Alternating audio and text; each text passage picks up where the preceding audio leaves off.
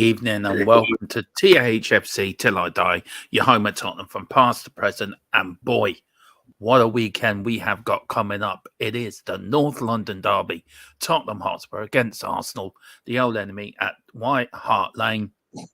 And Philip, we're supposed to have an Arsenal fan on with us tonight, but as usual, the Arsenal fans just keep running. They do not want that he's somewhere here and Highbury or going back to South London. He hasn't. He's just run. So any message that to the Arsenal fan was due to come on? Well, it's not the first time. I mean, they got a game postponed against us last season because of someone had a sore finger, So, I mean, you got to expect these things. And, the softer side of Arsenal is showing. They're scared to turn up and debate the match with a couple of Spurs fans. So, anyway, it doesn't matter. Well, this doesn't matter. We'll just have to, be, I don't know why he ran, but that's it, Philip. That's just life. But anyway, Philip, how are you? Has the curry gone through you now after you blowing up there where you live? No, we're the only part of the world that has curry-powered internet up here. Yes, I'm staying off the curries for a while, and I think they don't agree with my system, If anyone won with a very strong wind last night, Dermot's playing me on a curry. Anyway. Yeah. No, it was strong. It was strong down here as well, to be fair. And I didn't even have a curry. But anyway, there you go. We move on. I wanted to say a few people in the chat. Big up Steve D. He says, I'm still pleading the fifth. Fair enough. Big up Steve D, though. We've got Wembley 1. England boys got to pack the midfield on Sunday. Otherwise, with just two in there, they could run Ryan Kulu Bentancur off the bench second half to start asking them serious questions. Philip, would you go for a 3-5-2 on Sunday? Yeah, I think I would actually. I wouldn't normally go for that, but I think, we've got Bentancur is back, right? Bentancur, Bissouma, and Højbjerg, those three should be well more than capable of stemming any of the Arsenal attacks. Okay, it might mean sacrificing one of the front guys, but if that was the case, I would leave Son on the bench and play Kane and Kulusevski. Just to see how things go, maybe change it at half time. But I think the Conte has had a week or 8 days or 9 days to work with these guys. And I think we're going to see his tactical nous coming out on Sunday. He knows this is a big game for the fans. He knows we can't afford to lose this. We can't give bragging rights back to Arsenal. And he will act accordingly. So I expect a reaction on we didn't play very well against Portsmouth, but that's gone. That's last week's news. I'm expecting Spurs to turn up like they did in May when Arsenal were 4 points ahead of us. If they'd have won that game, they were in the Champions League, but they bottled it. And the reason they bottled it is the crowd scared the living daylights out of them, as well as our football. The crowd really, really got behind the team that night, and really they've got to do the same on Sunday. And if they do, home teams normally win these games, and I don't see any change to that on Sunday. No, I mean, look, Philip, I'm going to play devil's advocate here with you, right? You were saying play Kulu and Kane up front. How about playing Hill and Kane up front and have Kulu come off in the second half? Yeah, but I think we've missed Kulu, though. Good and all as Hill has been, I think we do miss Kulu. Kulu is a more accomplished, has achieved more than Hill. So I think there'll be a little bit of a reaction if he didn't play Kulu and he was fit. So I think Kulu is probably the first name after Harry Kane on the team sheet. I think so. I think so, Philip, and we will get into that later about Papa Sarr, Bentancur and Bissouma and all that later on. We'll get on to it now very quickly. Wembley 1 says got back the midfield, Philip. So who would you play in the midfield? Would you play Papa Sarr, Højbjerg and Skippy? Or would you play Bissouma? How would you play the midfield? I'd have to hope that Bissouma has got a good game in him, because he hasn't really shown anything his true colours yet since he came from Brighton. So if they're fit, my midfield trio would be Bentancur, Højbjerg and Bissouma. Now, if Bentancur is not quite fit, I would bring Papa Sarr in there. I wouldn't start Oliver Skip. No offence to the lad, but he's been off the pace the last couple of games. He's given the ball away in dangerous situations that we weren't punished in. We would be if we gave it away to Arsenal. So I think the most experienced three that we can have, put them in there. But Papa Sarr wouldn't let us down. if he's called on to do so. Yeah. Sorry, No, something again tonight. No, you're grand, Philip. We got Mark P. Big up, Mark P. Says, evening, boys. We will smash them. Everyone has faith. Of course, we will. We've got Brady Zinel. Scoreline, Arsenal Tree. Yeah, I was going to ask, was he relation to you? Arsenal Tree. That must be for the match afterwards. Some small club they're playing the match after us, you know. Yeah, I think they are. Yeah, it's Manchester United they're playing. That's who it is. So that could be the right score, actually. Oh yeah, it's the United derby this weekend, isn't it? The Manchester derby this weekend. Mm-hmm. Big up, Brady. And listen, for an Arsenal fan to come in here and sit and watch Tottenham fans talk Tottenham, fair play to you. And while you're there, why don't you grab a membership and just give it the whole, come at home and just put the slippers on and get your biscuits and your cup of tea and come to the proper side in North London. You know, just give yourself a bit of relaxation and come to the big team in North London, not that little team that should be in Woolwich somewhere. But big up Brady Zinel. Actually, fair play to you coming in, actually, and all seeing this. Steve D says, in the answer to the video thumbnail, North London always will be lily white. Squatters' rights don't apply. Exactly. Yeah. Big up Carl Simpson. Good evening, gents. I hope you are both well. Spurs 3-1. I'm grand. Philip's grand. We're all grand. Adrian Sucker said, if we play a two-man midfield pivot, then wing-backs have to help out. So as we don't get overrun in midfield. He makes a very good point, Philip, about the wing-backs. I'm not very confident about them, are you? The wing-backs are probably, Perisic, he's okay. I'll give him a pass. It's the other side that we have the issues with. Does he play Emerson Royale? Does he play Matt Doherty? Yeah. Does he play Jed Spence? Shock horror. It's a tricky one. That I mean, this is why Conte earns his 15 million a year by coming up with decisions like this. So I'll back whatever he has said, but I'd be worried about the wing back situation because Arsenal are pretty decent coming down the flanks. If the wing backs get pulled into too central to help the midfielders, then they're going to be gaps behind. So it'll be an interesting tactical battle. It really will, because I don't think Arsenal will be looking forward to facing Kane or Kulusevski. Especially with Harry Kane going for Jimmy Greaves' record. They know that, and Harry Kane loves a goal against the Gunners. He scored more goals in North London derbies than anybody else. And why shouldn't that continue on Sunday? Yeah, exactly. Steve D here, I've got to read out this comment. It says, at Brady to the Arsenal fans, until current ownership, we had more FA Cups, more League Cups, more European honours. Still do. Your Valley had more leagues. Exactly. Exactly, Steve. Just one thing to remember, to put the Arsenal fans in their place, it is 6 years since Arsenal featured in the Champions League. We've been in it 4 times since they last appeared in it.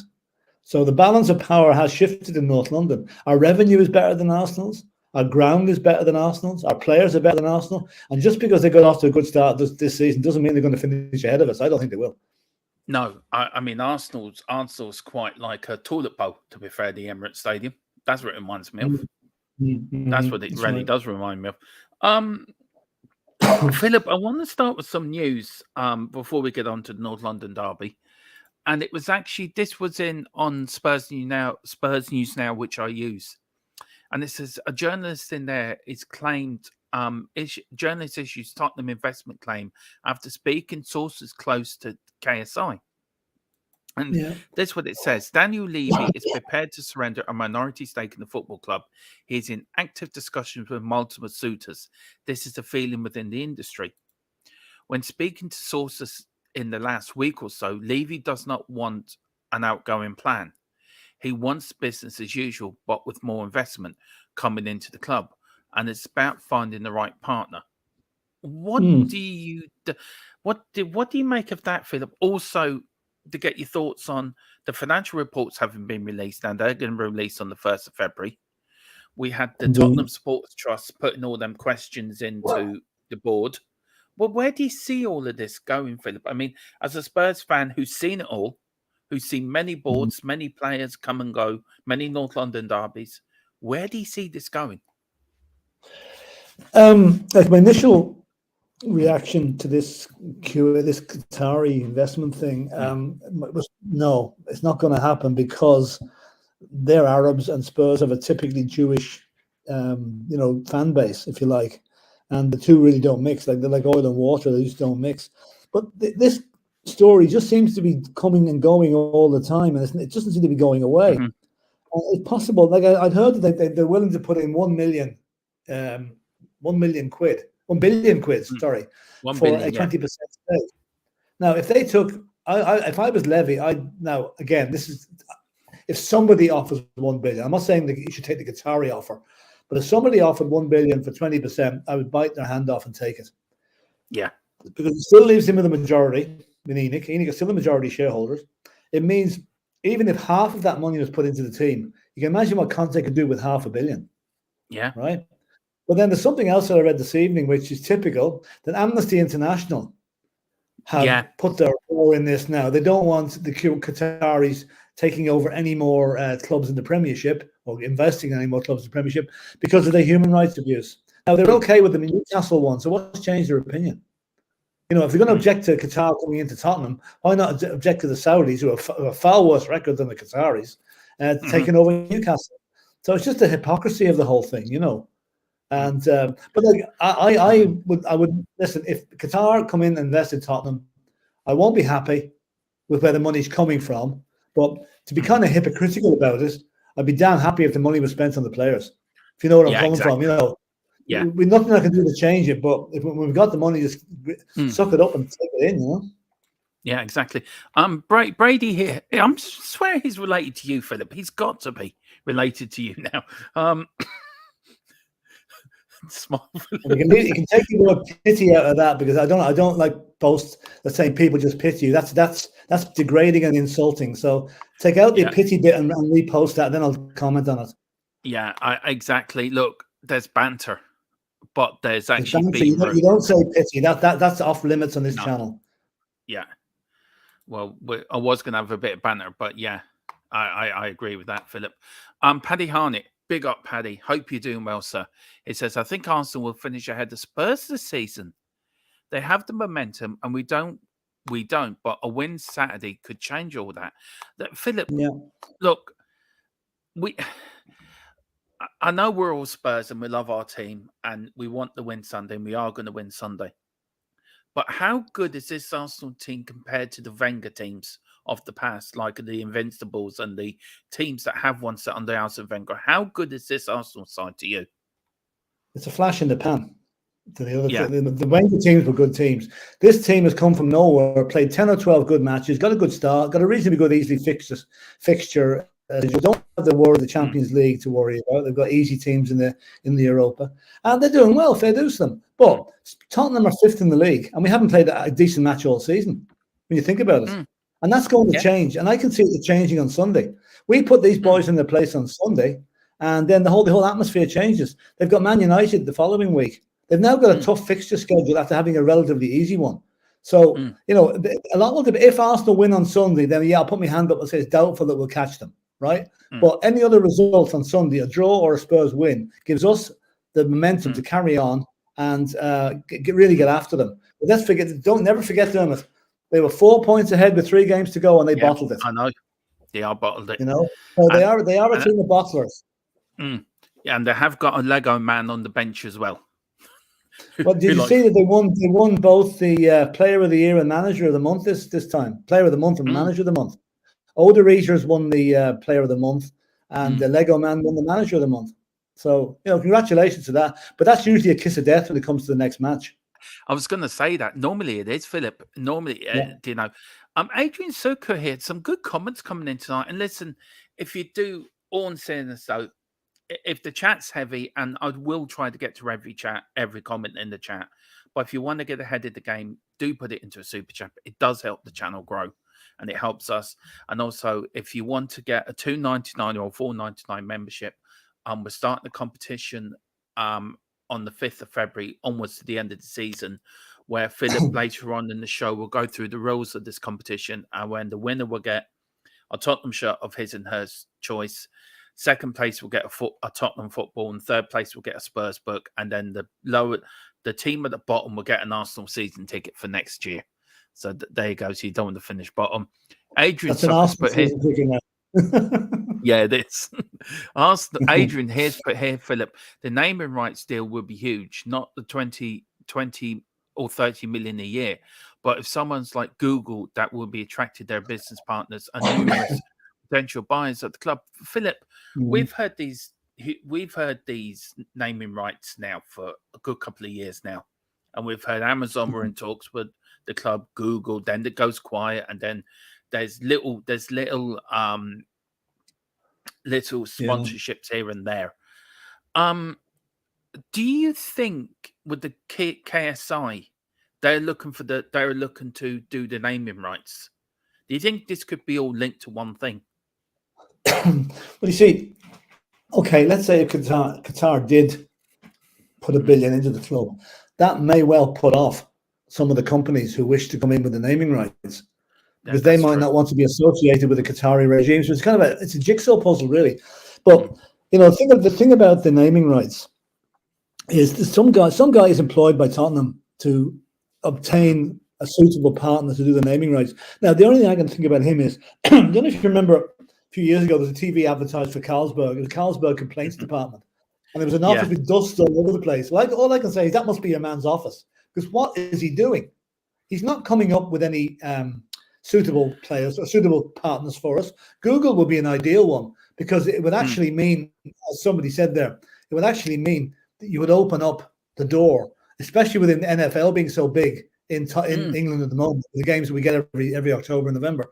It would open up the door to other companies possibly thinking, yeah, this is a good club to buy out eventually in mm, full.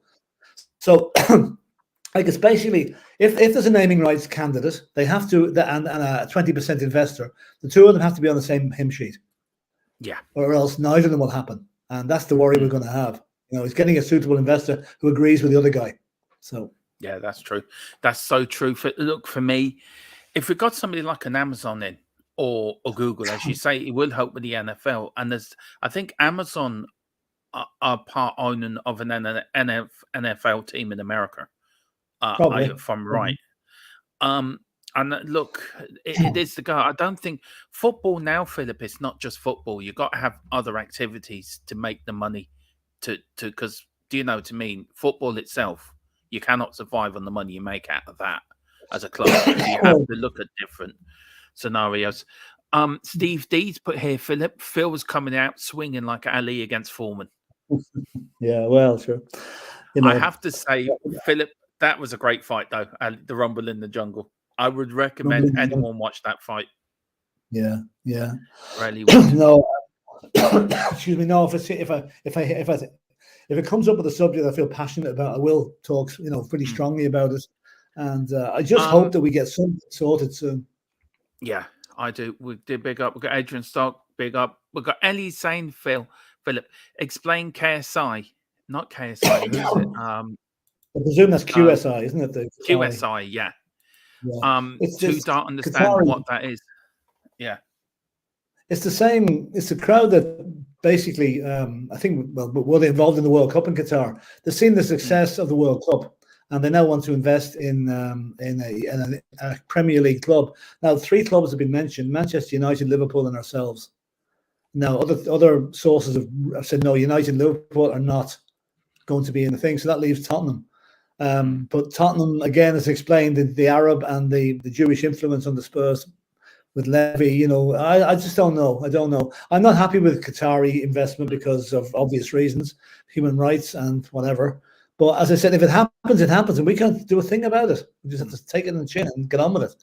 And probably in 2 years' time, if we win a couple of trophies, we'll be hypocritical about it, and we'll say, "Oh well, sure, Yeah. it was good for the club," you know. Yeah. It is true, Philip. Look, I want to start with a few questions here, Philip. And look, we had this during the week, and I was absolutely disgusted when this came out during the week. Now, some of the pre-game advice on Arsenal social media has called pure scaremongering, especially the warning that Spurs fans attacked individuals and elderly people, which I think is the Yeah. biggest load of bullshit going. Is it time to ditch the fake news? Look, Philip, for myself, you had the man that does AFTV saying about it. Now I don't know if he was just cut a little bit of a whole section of the program, I don't know, or it was that bit, but there was a bit on Twitter saying about that. How dangerous is this, Philip? And North London derby is very highly charged. Fans really don't like each other. We all know that. And you add this into the mix. Now, this would get a lot of Spurs fans backs up with this now. Yeah. Where does this end? Or do both, like the social media, like our channel or AFTV or other channels, do we have a responsibility to come across with the proper news, with the right news, without trying to stir it up, Philip?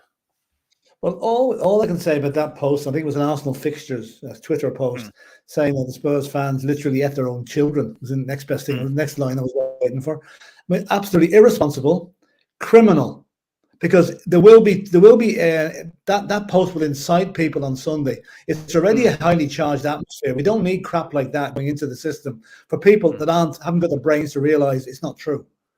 I can guarantee there's 2 or 3 Arsenal fans that have taken that as gospel.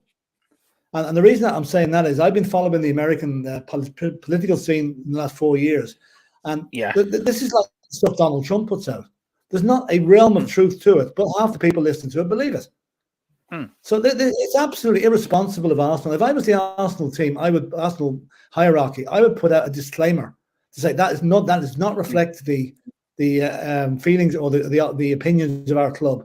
Because it's some loose cannon out there trying to make a name for himself. And when people do get hurt on Sunday, it's down to him. Yeah.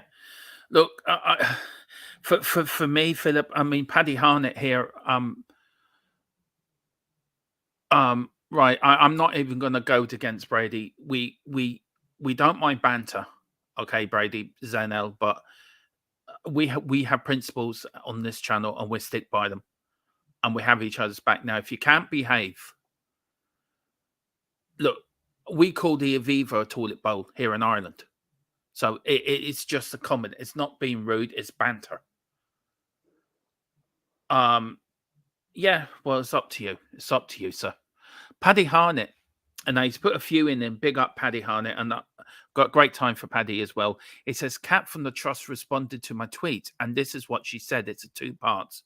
So part 1, she said, I was at this meeting. This wasn't said by the police or anyone else on the call. It's an extremely bad faith to turn a constructive discussion into a juvenile point scoring with mistruths and tribal nonsense. No wonder getting authorities to take fans seriously is so difficult. What is that? I'm lost a bit here. What is that actually in connection? Is that with the comment by the Arsenal fans about attacking stable people? Yeah.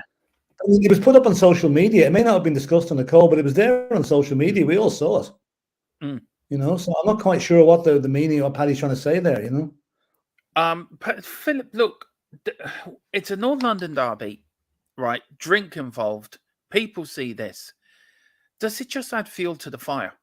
Where people going there with their families, women are going with their husbands and wives are going together, young children, granddads, grannies with their families. Does it give the minority idiots? Does it give fuel to their fire? If you know what I mean? Yeah, that's what they want. I mean, listen, we all know back in the day that there used to be fights arranged between the rival fans. I think West Ham were quite good at that. You know, and it kind of become part of the folklore of football. But things have moved on a bit now. There's an awful lot more families and women going to matches now. And you don't want to have a major bust up in the middle of the high road after or before a match like this, all brought about by some irresponsible comment on social media, you know. So the game is changing, but unfortunately, there's still some Neanderthals out there who still think they're living in 1970, and that they can go and kick the living daylights out of the opposition fans just because they feel like it. Some of them would think more of doing that than going to support the team at the match. I mean, Paddy put here what she's saying is that nothing what he said was true or spoken about. He was only trying to incite trouble by tweeting it. So I get you. Again, is that about the attacking elderly people and that? Yeah, it is. Yeah. Well, again, you see, I take Paddy's point there, but the very point is, thousands of people saw that post on social media. It was retweeted thousands of times. So it's out there, regardless of who was said or not. Yeah, I mean, Philip, look, we don't condone anything like that at all. We all want to go to the matches safely and come home safely. But surely social media has to look at itself now. There's too much people putting stuff on social media and get away with it. Do you know what I Yeah, mean? Where does yeah, social media now play more of a part in football than it ever did? And where do you line on it, Philip? I mean, should the likes of Twitter, YouTube, um, other social media, TikTok, Instagram, did they have to have something in place to stop this going out? Because if you get some nutcase who believes this, he could start trouble Sunday. Where, as you yeah. said, it's high enough as it is. So what does social media have to do now? Do they have to take some responsibility for what goes on onto their platforms? Well, I'll tell you one thing. Since Elon Musk took over Twitter, he's actually encourages posts like that. That if you read some people are saying all they're getting in their inbox every morning is a load of right wing propaganda, and Trump or not Trump, Elon Musk seems to encourage this. So where Twitter used to be very good at policing and getting rid of inflammatory posts, it seems to be a thing of the past now. And that needs to be brought back in. There needs to be some self-regulation by the social media companies. I mean, let's face it, though. We're doing YouTube now. We play a song from, say, a Beatles song. You get a copyright violation straight away. Yeah.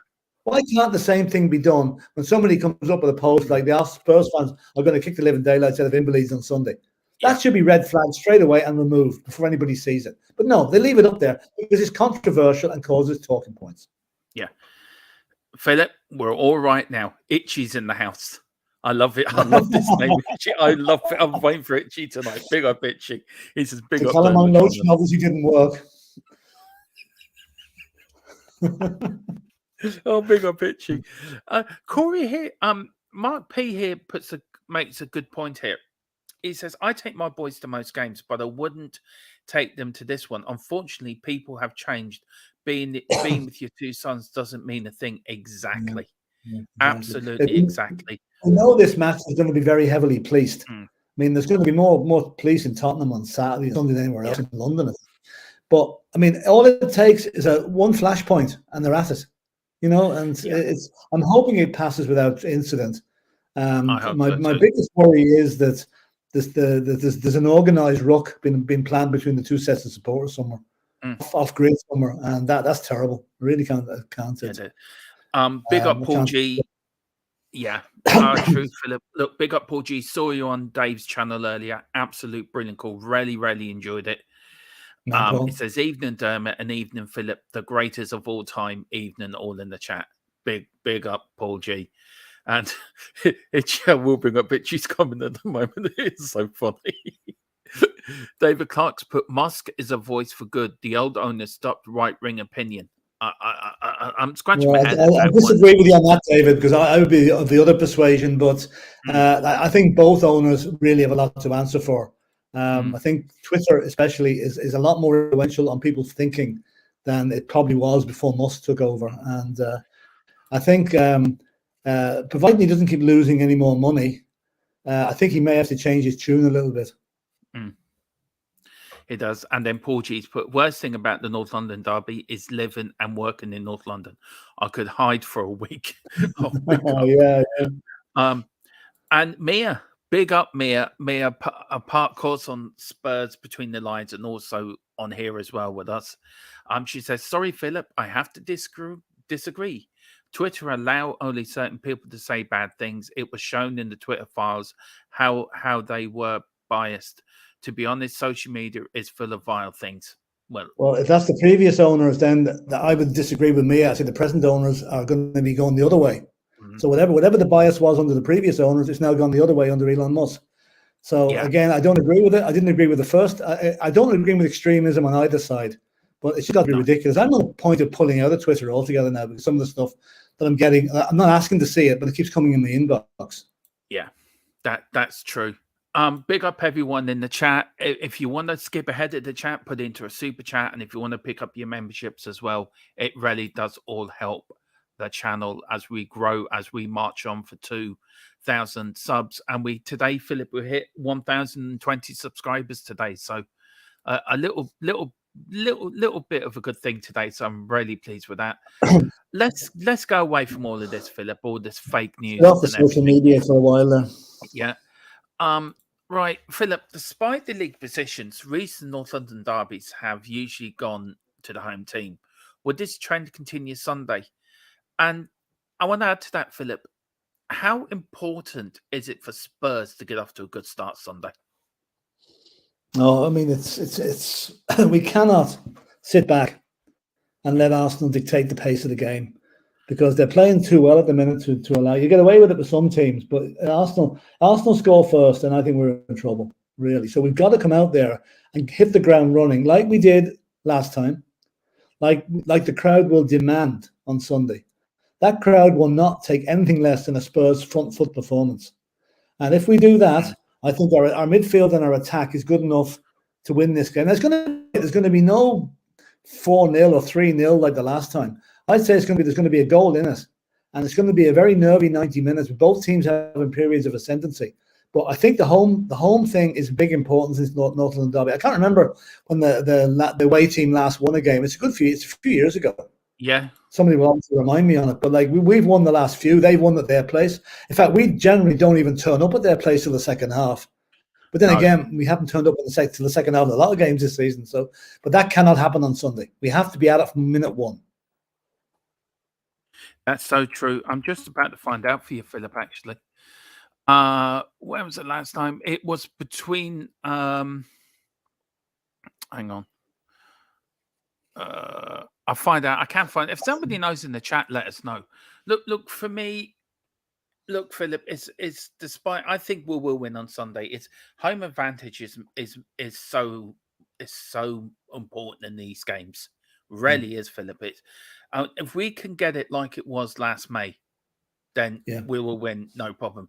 The fans have to make it into a cauldron. Have to make it that when the player, I said on Dave's channel earlier, that when the players walk out to the pitch, that when they go back into the dressing room, boss, I don't want to go out there. I'm they're scared, and we can do it. That when that stadium is rocking and everyone is united, that stadium is intimidated, especially with the South Stand. The amount of noise that comes off that South Stand is unreal. Look, it's important, Philip, we get off to a good start. Now, we all know Arsenal are fast starters. Everyone's worried about the back line. Itchy here says, I'm most worried about our back line apart from Romero. They're absolutely abysmal. What about you including Longley in that? I wouldn't include Longley in that. No, I think it's just, I think it's the wing backs and Dyer, to be fair. Romero and Longley, for me, Philip, they're the linchpins in that back line. And you know something? For all his faults, I can see Eric Dyer having a stormer on Sunday, because this is the type of game that he should be rising to the occasion on. And I don't see Ben Davies playing. I see that the centre back three will be Longley, Romero, and Dyer, with Perisic and Doherty the wing backs. That's the way I look at it. It's not great, but it's better than having Sanchez, Dyer, and Davies. That's true. Look, I've got a question here from Paul G. Big up, Paul G. He says, question for Dermot and Philip. Which may you do you want to read it out, Philip? Go on, if you want to read that. Question for Dermot and Philip. Which may have been asked already. Do you think Do you think Kulu will start? Do you think we will start Kulu, Sarr, or Bissouma? Well, I think Sarr's position really depends on Bentancur. If Bentancur is fit, then Bentancur has to start. But if he's not fit or is only fit to go on the bench, then Sarr will come in. Bissouma, I think, has to play.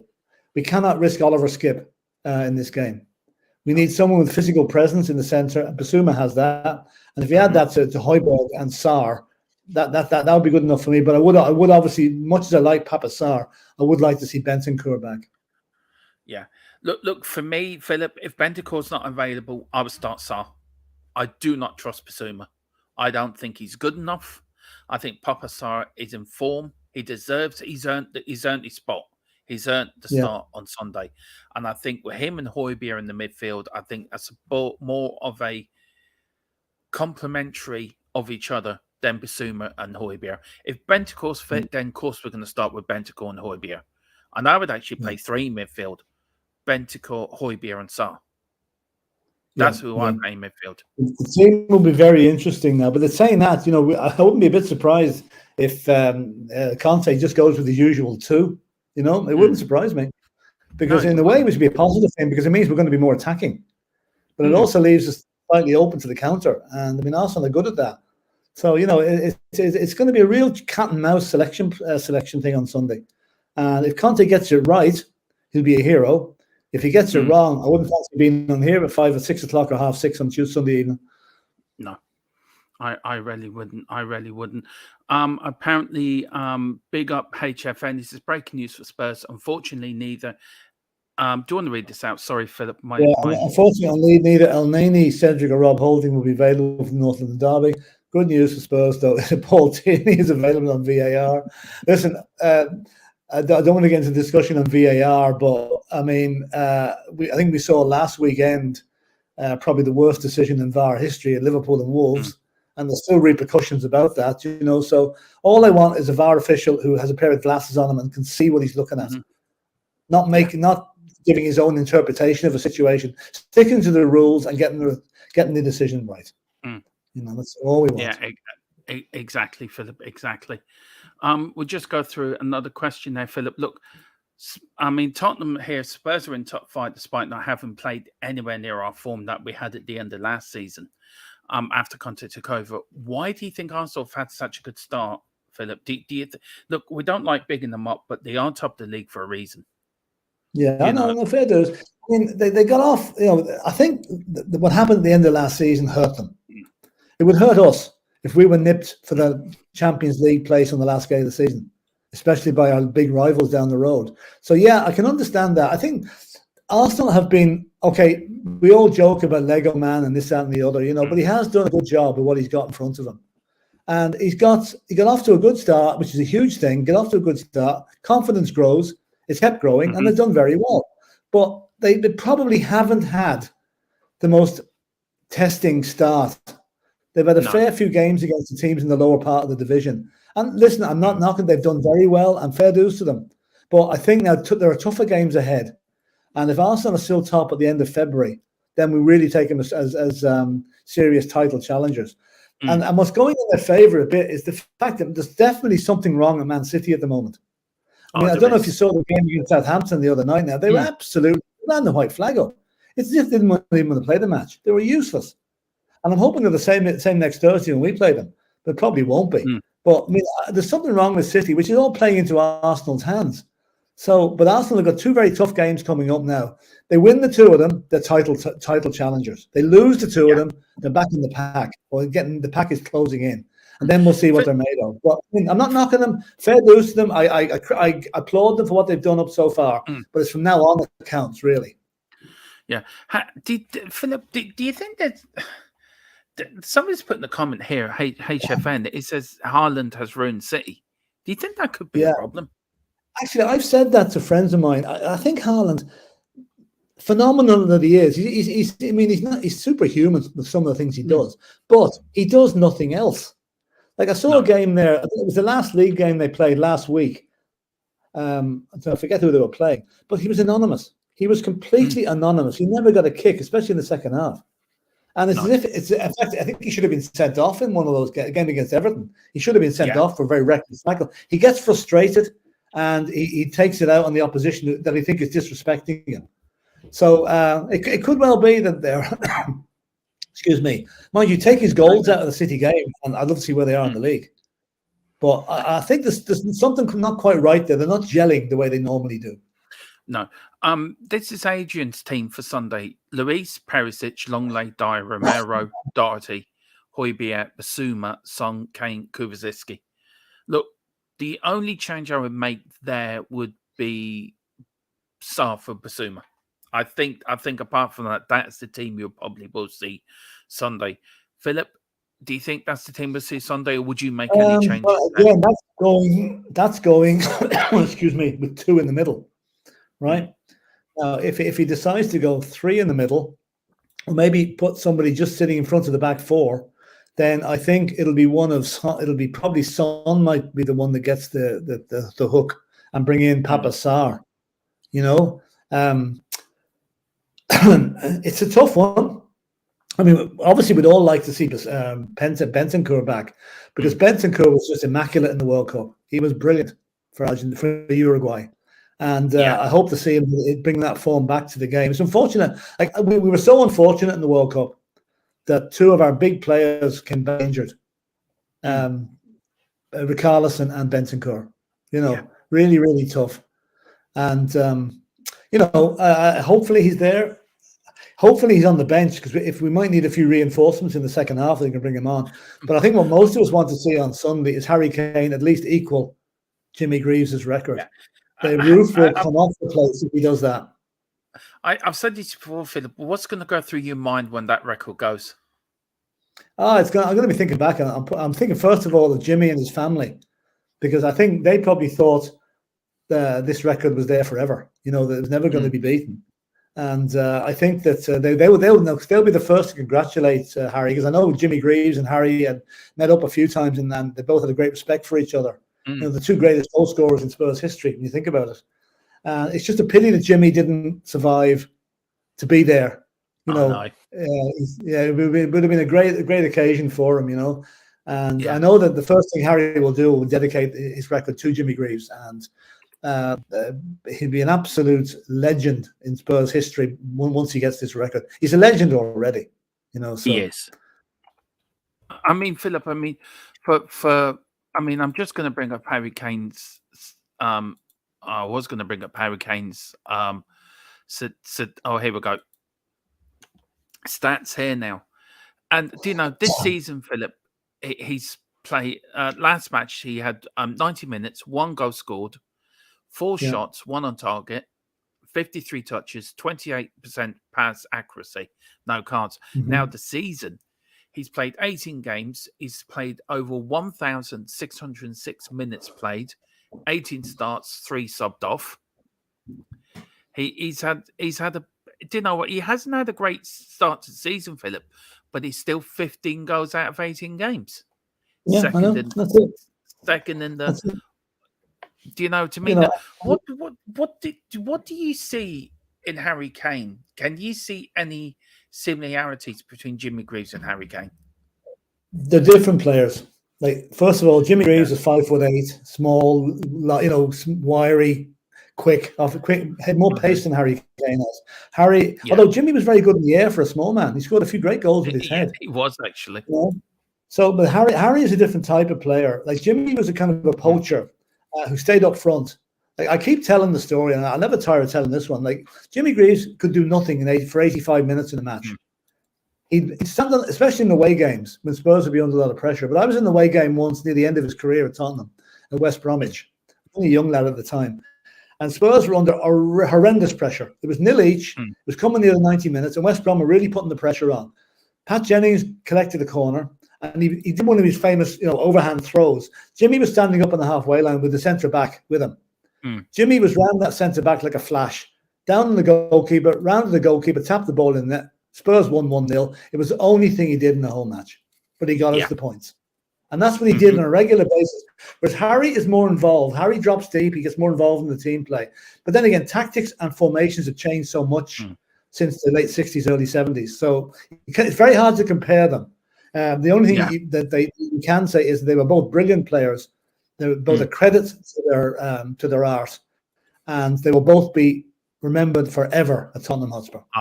They will. I mean, Philip, it's going to be hard for a lot of generations of Spurs fans watching Harry's, record being broken.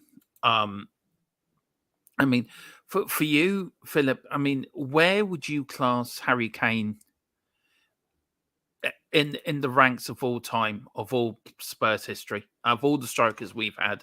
Martin Shivers, Jimmy Greaves. Is he up there with the best, or when he gets the record? Will Jimmy Greaves always be the all right number one? I think the the record book will show that Jimmy Greaves has probably scored the goals in lesser time or lesser matches, right? But stats don't lie. I mean, if you look at Harry Kane now, he's only 10 behind Wayne Rooney's all-time Premiership record, I think. But he's done 190 games less than Wayne Rooney did.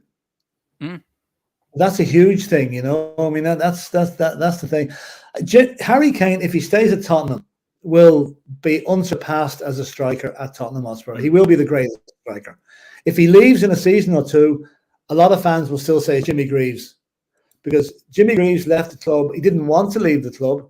When he was transferred, I reckon that was one of the worst days of his life when he was transferred to West Ham, which I can understand. He'd want to go to West Ham. Yeah. Harry Kane, if he does go, it'll be for a money move to Madrid or Barcelona or somewhere like that, you know. And we'll come in for criticism from the Spurs fans. We will criticize him, no doubt. But if once he's got these records in his pocket, you can't really blame him. What we need to do is get a trophy under our belts to persuade him to stay, and the future is bright at Tottenham. Yeah, exactly. And Leighton House says, sorry for Jimmy, rest in peace, has it for me, respectively, because he has passed. Yeah. I can't argue with that. Yeah, I've got a couple of comments here, Philip. One here from David Clark. Out of the 12 coaches under ENIC, do you know who has the best points per game? It will shock you, but unlike other Spurs fans, I rated him. I heard the answer to this. For the life of me, I can't remember it. Was it Ramos? It's somebody we wouldn't class as being a really successful manager. Well, it could be Ramos. David, give us the answer. I think it might be Ramos. I think it was Ramos. Sure. And Paul G put, who was the best player you've both ever seen in a Spurs shirt? I'll let you go first, Philip. Oh boy, AVB. Oh god. Right. I suppose, like, leaving aside the goal scoring, which is an art in itself, right? I think for pure magic and for pure dynamism and brilliance, it's got to be Glenn Hoddle. Yeah, that'd be my. I don't think I may not agree with that, but you know, it's if you compartmentalize football, defense, midfield, and attack. Harry Kane and Jimmy Greaves attack. Glenn Hoddle midfield. But as Glenn Hoddle would make an awful lot of goals for the boys in the attack, he gets my vote. Yeah, it was AVB. AVB, all right. That shocked me now. It did a bit, yeah. I mean, but then again, he fell foul to ENIC, you know. So, for me, look, everyone normally go for Glenn Hoddle, but I'm actually going to say Steve Perriman. He's a record attendance holder. The most loyal player we ever had. The most loyal 870 games. Yeah, he ended his career, of course, at Oxford, but he started his career under Bill Nick, and he ended it under, I think, Peter Shreves. Yeah. You know, a true gentleman. For me, he's the best player I've ever seen in the Spurs shirt. Glenn Hoddle, of course, will always be up there with Jimmy Greaves and the team of 61 and the 51 push and run side. I'm sure there was players in that, Philip, we can pick were the best ever. But for somebody for loyalty, and I think Gary Mabbott has to be in there too. He's another player that was very loyal. Yeah. They were great players. I mean, it's a very hard one to answer, really. It's really down to personal feelings, really. I mean, you ask 100 Spurs fans and you get 50 different answers to that question.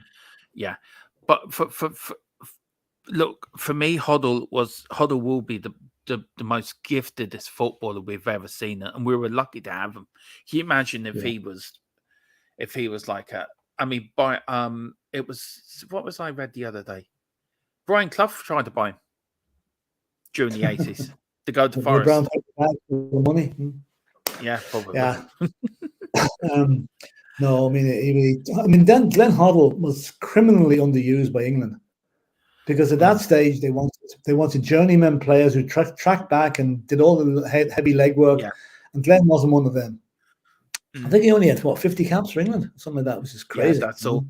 Paul G. Unfortunately, I was too young to have watched Hoddle. I'm 34, so for me was Bale, old enough just for Gaza, but never watched as I was treated. Look, for me, Gaza. Where would you put Gaza in that in that. Oh, absolutely. Gaza is up there in the top 10 as well. As is Gareth Bale. I mean, let's face it, Gareth Bale's exploits around 2010, 11, when we're still buzzing when we watch it on TV. I mean, the goals against Inter Milan and the goals. You remember the last goal he scored against? I know what his competitive goal, but the last goal he scored was against Sunderland. The guy won Footballer of the Year for Spurs when Spurs weren't a great team. Yeah, he was Footballer of the Year, and he was. And I wish him luck in his retirement. He can now play his other love, golf, all day long. And but like Bale is in the top 10 as well. Well, this was supposed to be a debate show, but as we said earlier, the Arsenal fan has legged it somewhere down the Tottenham High Road, hiding on us. So what I want to do, if it's okay with you, Philip, I've actually found Jimmy Greaves' last game for Spurs. His last time he scored for Tottenham. And I am going to get it up. So I hope that's okay with everyone. We hope you enjoy it. It's just Derby County. It's the Derby County game. It's something that with the record that could be broken this weekend, I was just thinking there when you were talking about him, Philip, that he's to show him what he was like. So I am going to put it on if that's okay with everybody. Yeah. I know it's not the thing, but it's going to be a momentous weekend. Yeah. So just let me get that up, and we'll put that up there again. Thank you to Doc Jive One again for this. He really has got something. And there's Dave Mackay, Philip running onto the pitch there. That's right. That was his first appearance back at White Hart Lane after he moved to Derby County, and he got a huge reception apparently. He went to the middle of the pitch and acknowledged all the fans. That's another one. That's another one of the greats, Dave Mackay. Yeah, absolute legend. But look at the size of him. He wouldn't pass the fitness test at the minute. Look at the size of him. No. And there was the Spurs team, Philip. Jennings, Kinnear, Knowles, Mullery, England, Beale, Pearce, Greaves, Gilzine, Perriman, Gilzine, Roger Morgan, and Martin Chivers. Greaves, Gilzine, and Chivers. That's one hell of a forward line. It is. Really is. And there was the Derby side. That was this before or after Clough was there? This was 1969, wasn't it? Yeah. I think he was. I'll find that out now. I'm not quite sure. I think he may have been there in 69. Well, I'll find that out now. Hold on. Yeah. And there's Malarico. I just put this on because this was Jimmy Greaves' last goal scored he ever scored for Spurs. And I just wanted to look at the pitch. I mean, the pitch, Philip, was just... the beach, wasn't it? That's what the pitches were like in the late 50s, late 60s, early 70s. Unbelievable. And, of course, this was a League One match. And he went to West Ham not so long after this game, actually. And the backdrop to this game is, Philip, Jimmy Greaves had been on a goal drought. He hadn't scored, I think, in about 4 or 5 games. I think my memory's right from looking this up. And... yeah, it still showed he still had it, but Bill Nick somehow didn't think he did. But I mean, what were your thoughts when he went to West Ham, Philip? Were you sad that he left Spurs, or do you think Bill Nick was right at the end of the day? It was actually very sad. We all know what happened afterwards, with Jimmy's career. But do you think Bill Nick saw something and he thought, right, it's time to go with the next generation? Yeah, I think Jimmy. No, I don't. Jimmy struggled with alcoholism for a lot of his life until the mid part of his life. Now, I'm not sure. The rumor I've heard that the transfer from Tottenham started him off because he lasted one season at West Ham, and he retired. Now, he did play some non-league football, but he went into rally driving. He drove to Mexico in 1970 as part of the World Cup preparations. Right. Yeah. But he then started finding solace in the bottom of a vodka bottle. Mind you, he had a couple of good compatriots in that team. Alan Gilzine was another one who's fond of a few pints. So I think there was a good drinking culture at Tottenham in the 60s because they used to go drinking in the local pubs after the match, something you never see happening now. And I think that Jimmy was at rock bottom by about 1977. I think that's when he really hit the skids. And I think his wife left him, but I think they got remarried actually after a while, or certainly she came back. And he had a really tough time, but then he got rehabilitated with the Saint and Greavesy. Yeah. Oops, it's Bobby going through. Good save, Pat. The Saint and Greavesy, and he was a brilliant guy on TV. He was a real witty sort of, good. Himself and Ian St. John were perfect foil for each other. And I'm just reading Adrian's quote there where he says, a famous Drews quote, "I once had a goal drought. It was the worst 15 minutes of my life." Yeah. It's a bit like George Best's one. I spent 60% of my money on wine, women, and song, and the rest of it I wasted, Yeah. So, I mean, for me, Philip, Saturday afternoon or lunchtime for me, Saints and Greaves was my childhood. I grew up on Saints and Greaves, on Saint Greaves and Saints. I did, and that was my introduction of Jimmy Greaves to. I then realised what a great striker he was. For Tottenham, AC Milan, and other things like that. Inter Milan, yeah. Into Leighton, it says, "I love that Saturday afternoons." Yeah, so did I. Big up has Spur TV says, "Unfortunately, it's going to be 3-1 Arsenal." That's my head says 1-1. What my heart says. I'm going for I think a 3-1 we have to be positive. We have to go into this game with positive, and think that Spurs are gonna do it. Like, let's face it, there's going to be a turning point in the season for Spurs. We all know it's coming, and wouldn't Sunday be a fantastic day to kickstart the rest of the season? A good win against Arsenal. Look at the confidence that's going to give the guys for the run in. Yeah. And the Champions League games and the FA Cup and everything, So, the FA Cup is there for the taking this season. It really is. There's 9 Premiership clubs gone. Yeah. There's going to be at least 6 lower league teams in the next round.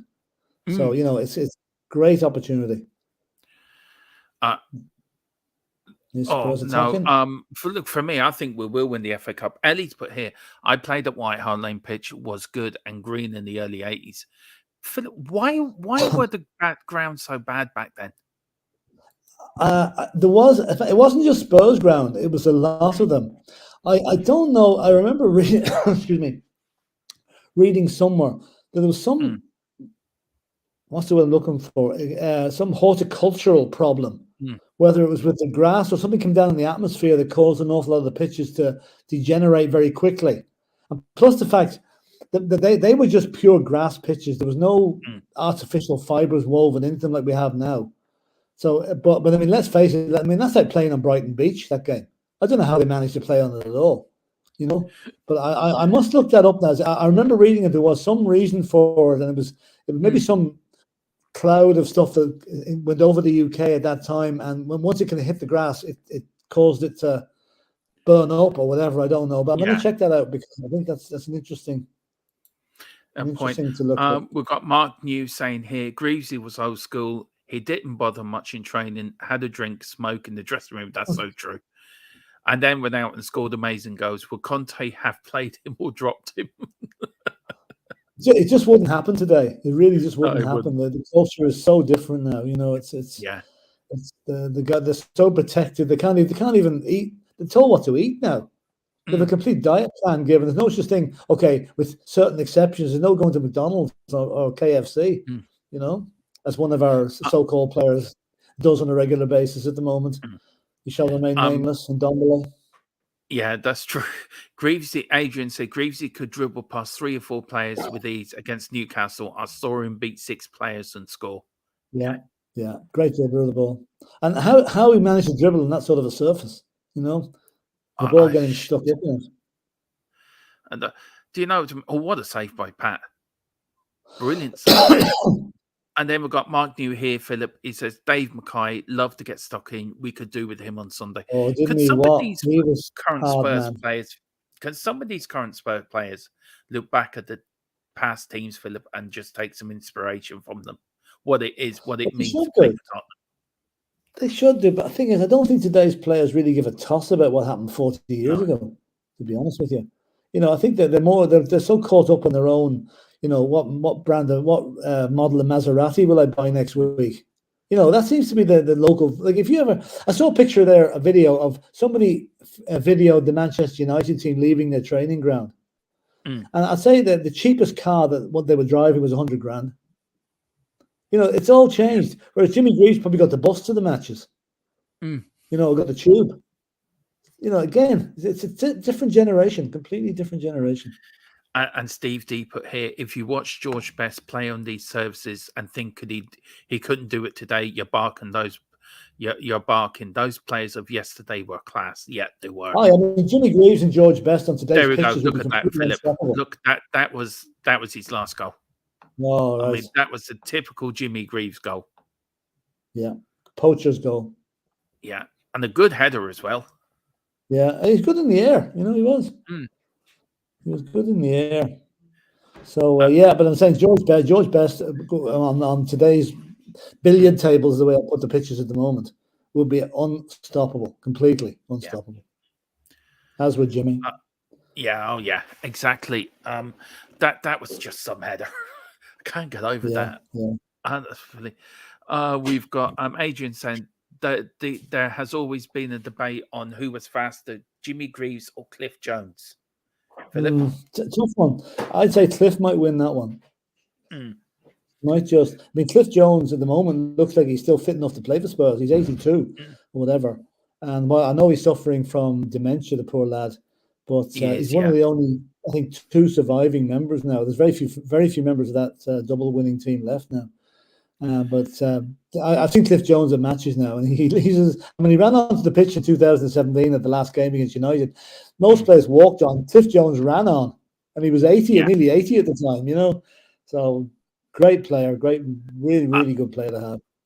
I just want to talk to you something about Jimmy Greaves at Tottenham, Philip. And this for me is unreal, right? He joined us in 61-62. Yeah. He made 31 appearances and scored 30 goals in his first season with us. Yeah, he only joined in November. Only joined in November. Yeah, 62-63, he made 49 appearances, scored 44 goals. Then the 64 season, 45 goals, 45 appearances, 36 goals. Yeah. Then in 64-65, 45 appearances, 35 goals. The year the World Cup in 66, he made 31 appearances, 16 goals. He had hepatitis, didn't he? He had hepatitis. He was out. That's why he wasn't a regular starter for the England team. He got hepatitis leading into the World Cup. One of the great tragedies that he was on the bench for the final and did not even get a World Cup winners medal until years afterwards. They only gave the medals to the team that was on the pitch, and there was no substitutes allowed at that stage. So he was very hard done by. But that was another reason of his slippery slope as well, 66-67, 47 appearances, 31 goals. Yeah. 67-68, 48 appearances, 29 goals. 68-69, 52 appearances, 36 goals. 69-70, 33 appearances and 11 goals. In a total, he made 381 appearances for Spurs, 286 goals. Yeah. I mean, incredible. That is some record, though. Absolutely. This stat really just binds me, right? 76-77, he played in the Southern Premier League for Chelmsford. 2018, 7 goals. He made 64 appearances, 25 goals. Yeah. But you can imagine what a draw he was, playing in the Southern League. It must have been a great addition to the crowds down there when he was playing. So, but even for Chelsea, 169 appearances, 132 goals in 4 seasons. In 4 seasons. That's just unreal. Yeah. That's just unreal. We've got Adrian Soccer. Phil, I agree. Cliff was definitely faster over long distances. Yeah, probably was. Yeah. But today, Jimmy was a short, sharp sprinter. Like very quick over 15, 20 yards to get away from the defenders. Whereas Cliff would be bombing up the wing trying to beat them from further back. Yeah. We've got Leighton saying, but today they're much better athletes. Yeah, of course they are. Yeah, they are. They're much better. Steve D puts big up Steve. He says, the thing that makes me laugh is most of the modern fans think the old game was slow. Absolutely nuts. They played at 100 miles an hour. and had to beat the man, the rugby tackle on the pitch. Philip, it's true though. 70s football for me was the hardest decade for football, wouldn't you say? I think the 60s was probably worse because at least in the 70s they had the ball, the lighter ball. The boots were getting a bit more streamlined. But in the 60s, they played in these old hobnail boots. And like there was let's just face it, to get a yellow card in the 60s or the equivalent of a yellow card to get booked, you nearly want to commit manslaughter. They got away, especially the tough northern teams. They used to class all the southern guys as southern softies, and they kicked lumps out of them when they went up there. And the referees let it happen. So it's nowadays. I remember back in those days too. You could charge the goalkeeper. You could actually barge the goalkeeper when he had the ball. Bobby Smith used to be a pass master at it. If you even look at a goalkeeper now, it's a free kick against you. Oh, good. That's true. I didn't know this. 64-65 season, Spurs were unbeaten at home, Philip. And emulated in our last season at the old White Hart Lane. I never knew The problem with that is we were brilliant at home, but we couldn't catch a cold away from home. We were useless on the road. I remember, Jimmy, another one, offside. I remember seeing Spurs later on than this now, but they rarely won a game away from home. Their home record was brilliant, but they got the odd draw and the odd win, but the defeat column on the away games was pretty bad. It really was. As the linesman wouldn't think he passed the fitness test either, by the looks of him. I'd say he just got out of his coffin to do the match.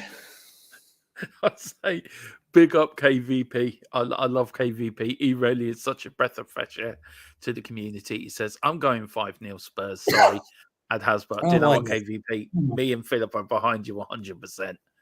And then Mark New put here, very true, Phil. Greavesy took the bus with the fans. We loved him for it. Klinsmann was also very good. He arrived at the training ground in his OVW beat. I remember that. And always had time for fans. Yeah, Klinsmann was another example of how players and their two Spurs legends walking off there. Amanda broke his legs twice. Bill Nick apparently cried the second time he broke his leg. He broke it. He came back in a comeback game. He broke his leg. His first game back after breaking it the first time. He done it again. Dreadful. Do you think Bill Nick was starting to build the 70 side now? Do you think now you start putting things in place? There's like the likes of, although there's still a few of them, like Gilzine hung around for a good while. Chivers was new. He started to come in there the previous season to this. Jimmy Greaves, we know he was on his last legs here at Spurs.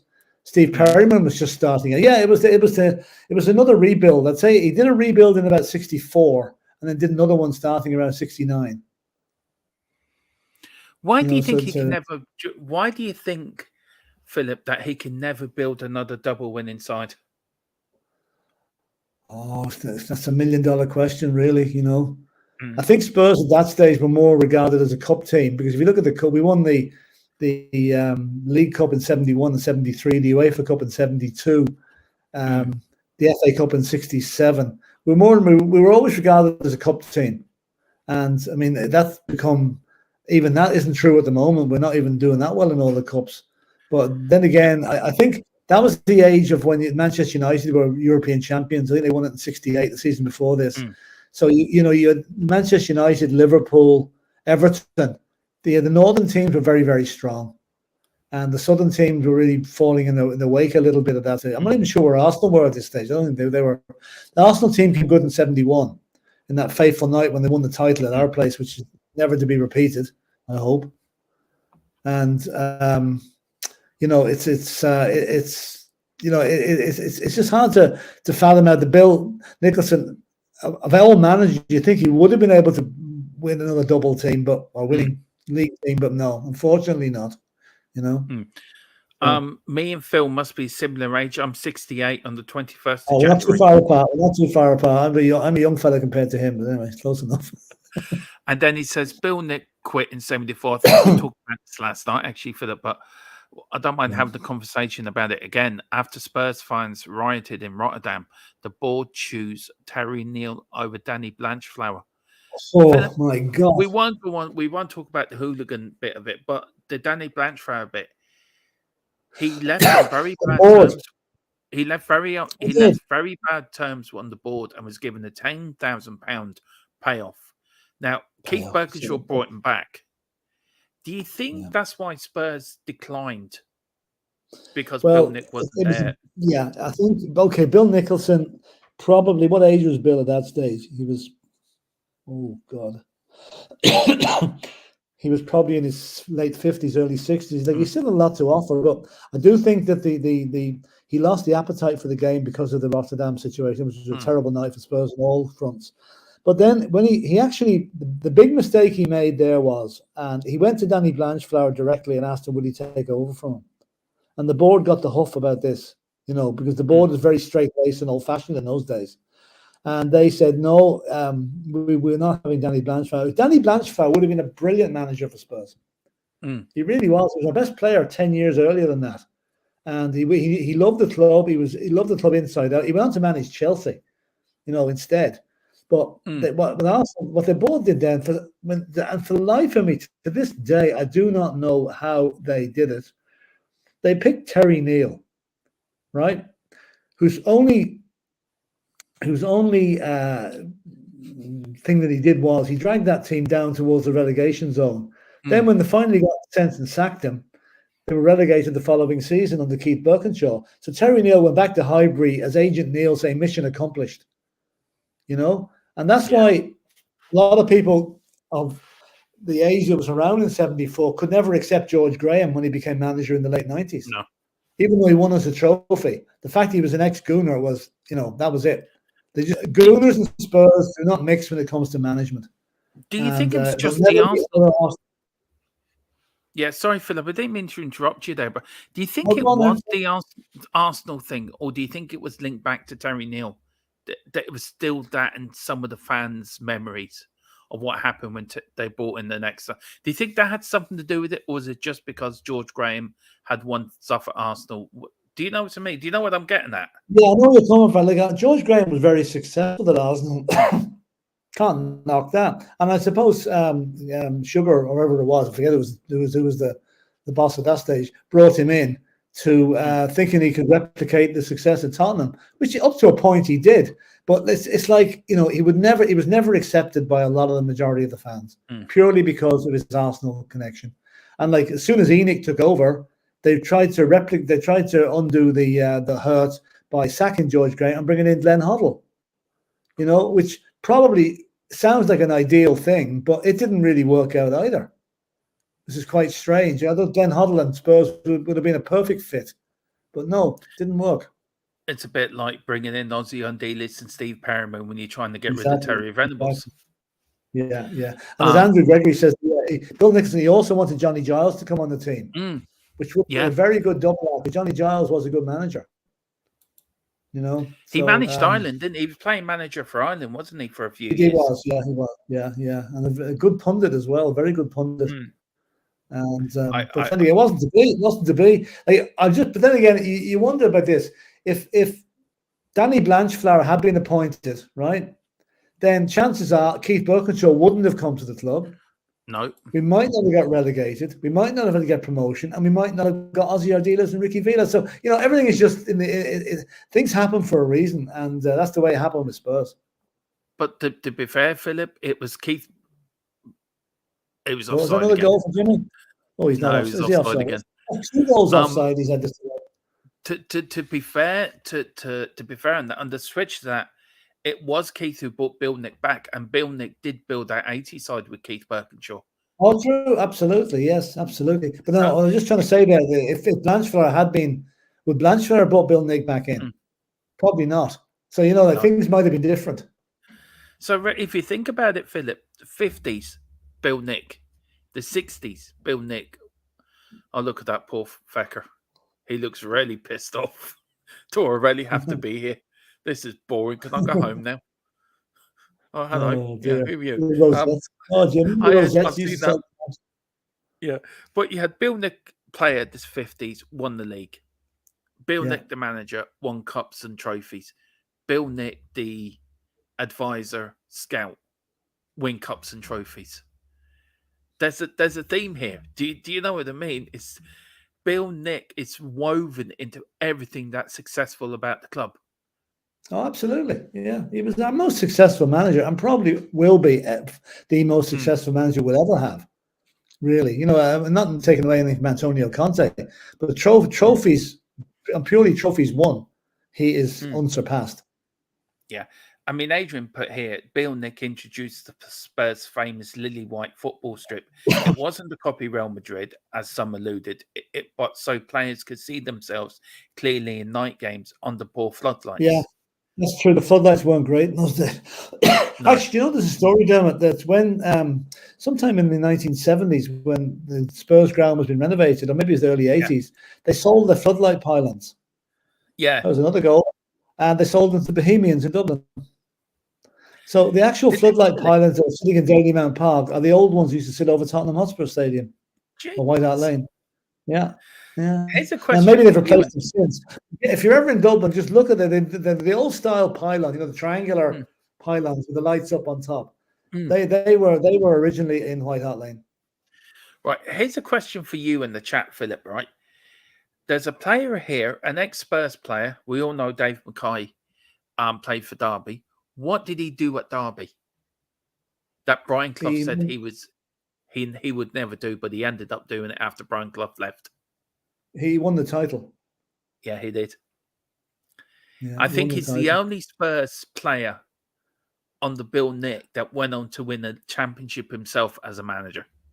Yeah, yeah. Did you ever watch that film about Leeds United called United? Yeah, I did. Yeah, look, there's the babyface assassin. Yeah, Derby features a good bit in that. Well, Brian Clough and I feature in it as well. You know, it's a very good film actually. Your man Stephen Graham plays Billy Bremner. He even looks like him. You know, it does. Is that the fella that played Tony Blair? What's his name? Michael Sheen. Michael Sheen. He's in it as well. Brian Clough. He plays Brian Clough. Yeah. That's a really good film. It's one of the better football films.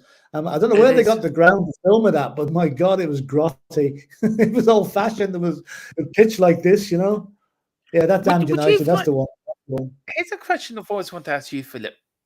We've had some great managers over the year. Would you have liked Brian Clough in his prime at Tottenham? Probably would have, but he wouldn't have lasted 5 minutes with the Spurs board. I mean, Brian Clough was a rebel. If you told Brian Clough tomorrow was Saturday, he'd disagree with you.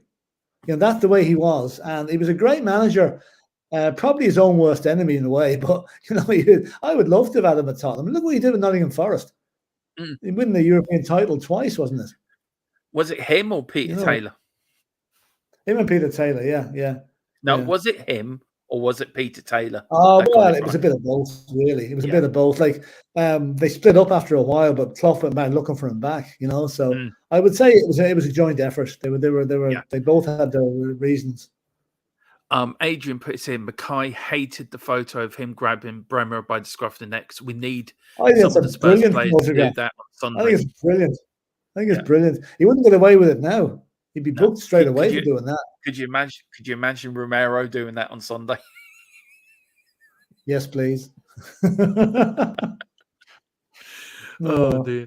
And then we've got Cliff Jones, the Welsh wizard, played against Pele in '58 World Cup. Pele broke Welsh hearts in the quarterfinals, but Jones was one of the best ever British wingers, played on both wings. White Hart Lane inspired Bale. Yeah, he was. There's a great documentary about Pele on Netflix, actually, I watched last night. Absolutely fantastic. I haven't seen that yet. No, but it was good.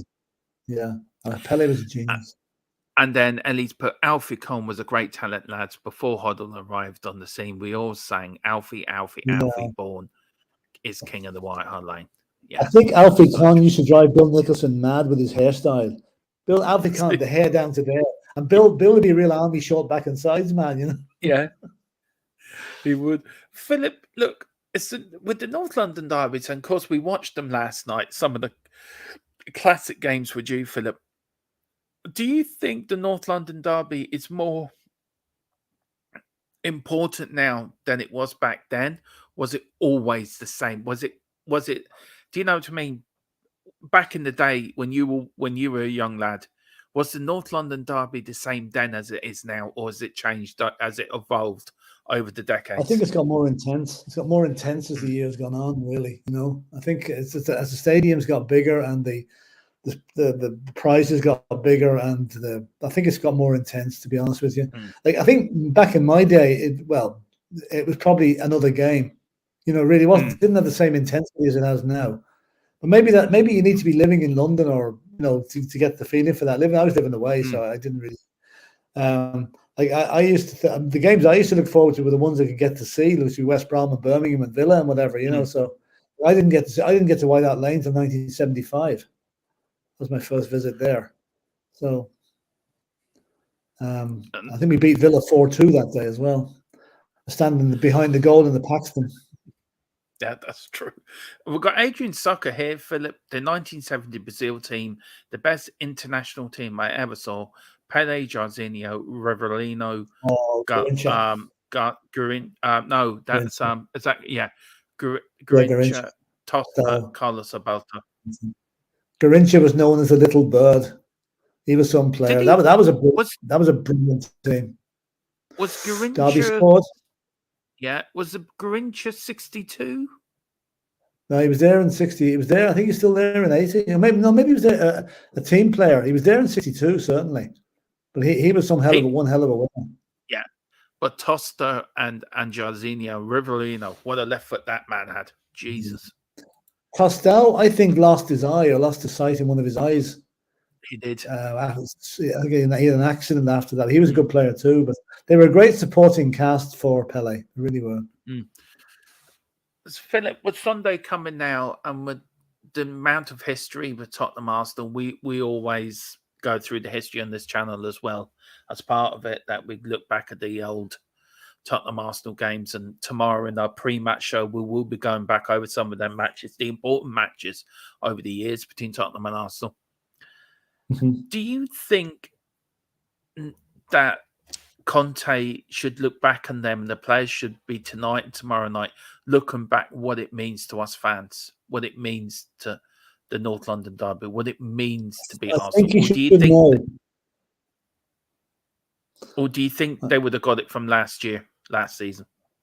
I think Conte will remember what happened in May last year. I think even he was surprised at the intensity of the fan noise that night.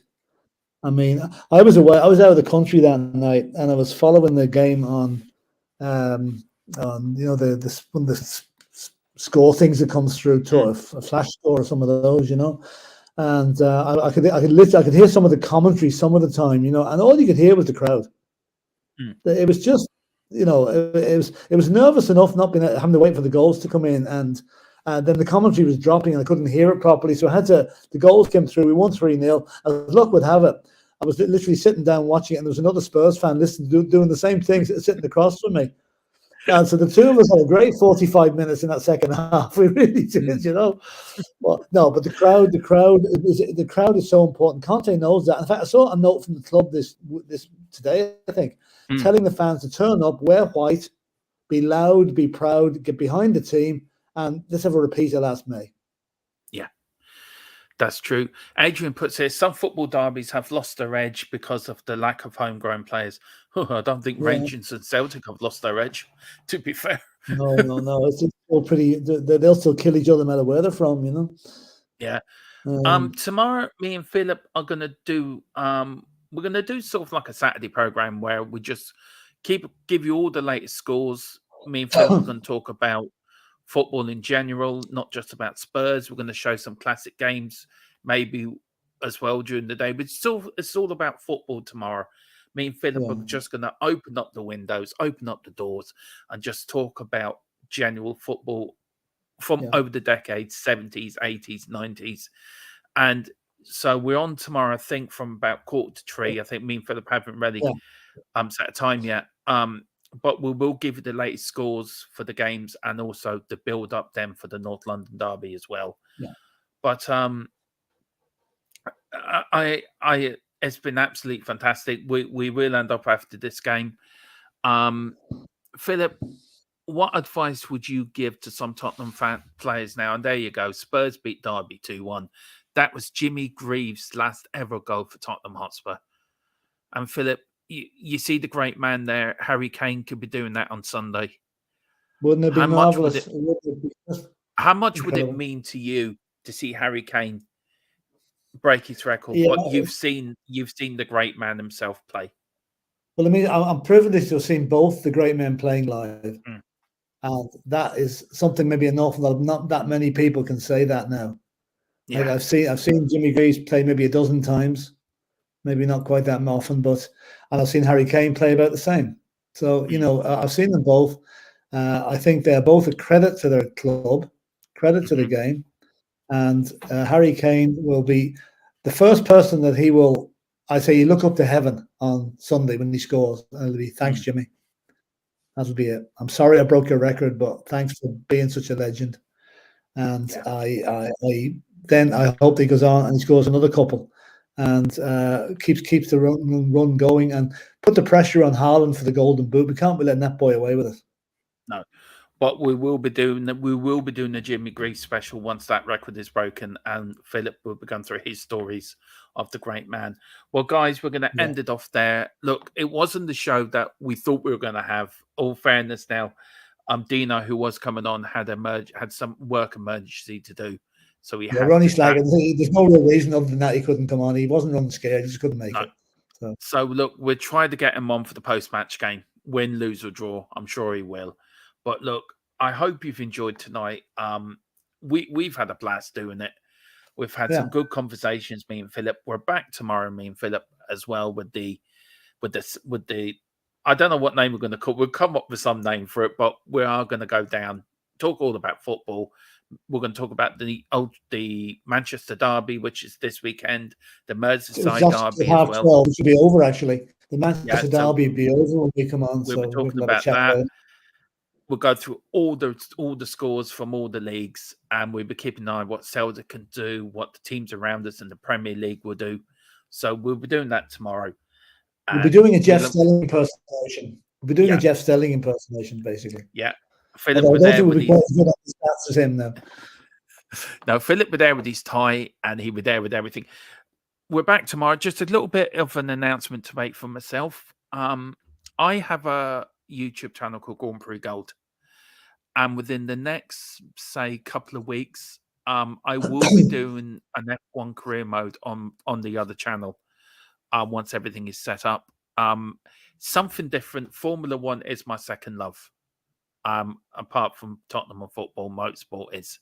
So that will be over there. So I'd be grateful for if you can hit the subscription button on that channel as well. But it's the sister channel of this channel, but something completely different. So there'll be a lot of like F122, a lot of Forza Motorsport as well, and that. So it's all going to be a bit of fun, just somewhere where you can relax from the stresses of football. But we're back tomorrow, me and Philip, and enjoy your show, Philip. Thank you again for your company. Really enjoyed it. Pleasure. And pleasure. See you tomorrow. And also thank you to Ellie in the background for doing all the work, looking after the chat. Ellie's very much appreciated, and we send all our loves and prayers to you and hope everything is okay. Before we finish off, we'll have to give the Queen a little bit of a shout out, Philip. So we're going to end off with this, and then we'll go. We'll end the show then. All right, come on, you Spurs, back tomorrow in Conte we trust.